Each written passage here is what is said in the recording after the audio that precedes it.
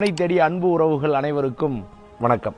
சமீப காலமாக ஒரு பக்கம் பார்த்தீங்கன்னா பைரவர் யுகம், இன்னொரு பக்கம் பார்த்தீங்கன்னா இது வராகி யுகம், இன்னொரு பக்கம் மிகப்பெரிய அளவில் போயிட்டு இருக்குது முருகப்பெருமானுடைய முருகர் யுகம். உன்னை நல்லா புரிஞ்சுக்கணும், எத்தனை யுகங்கள் கடந்தாலும் என்றும் பெரும் தெய்வமாக இருக்கக்கூடியவர் சிவபெருமான்.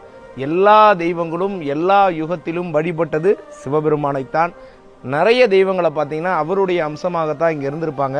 அப்படி இல்லைன்னா அவரை பூஜை செஞ்சு அவருக்காக வழிபாடு செஞ்சு அவரிடமிருந்து நிறைய ஆற்றலை பெற்று தான் அவங்களுடைய சக்திகளை உள்வாங்கி இருப்பாங்க. அப்படிதான் எல்லா வரலாறும் சொல்லி கொண்டிருக்கிறது. ஆகையால இல்லற வாழ்க்கை, புற வாழ்க்கை சார்ந்த சந்தோஷங்களுக்கு எல்லா தெய்வங்களும் நமக்கு வழிவகை செய்யும். ஆனால் பிறப்பில்லாத ஒரு நிலை, மரணமில்லா பெருவாழ்வை தர முடியும் என்றால் அது எம்பெருமான் ஈசன் சிவன் ஒருவனால் மட்டுமே தர முடியும் என்பதை உணர்ந்து கொண்டு, சிவனோடு ஒக்கும் தெய்வம் தேடினும் இல்லை, அவனோடு ஒப்பார் இந்த உலகத்தில் யாவருமே இல்லை. ஆகையால் சிவபெருமானின் யுகம் யுகங்களில் அடக்க முடியாத யுகம். மீண்டும் ஒரு நல்ல ஆன்மீக பதிவில் சந்திக்கிறேன்.